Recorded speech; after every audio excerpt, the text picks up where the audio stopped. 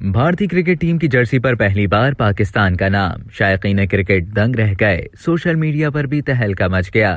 Asia cup 2023 का आगाज 30 अगस्त को मुल्तान स्टेडियम में पाकिस्तान और नेपाल के दरमियान तयशुदा मैच से होगा। कुछ हफ्तों कबल एशिया कप के हवाले से कयासराइयां जारी थी कि इस इवेंट के लिए दीगर टीमों की तरह भारतीय टीम भी पाकिस्तान का सफर कर सकती है। ताहम भारतीय हठधर्मी के बाद वाजे हो चुका है कि हरीफ मुल्क की टीम अपने मैचेस न्यूट्रल वेन्यू यानी कि श्रीलंका में खेलेगी। एशिया कप के लिए श्रीलंका को पाकिस्तान के शरीक मेजबान के तौर पर मुंतखब किया गया।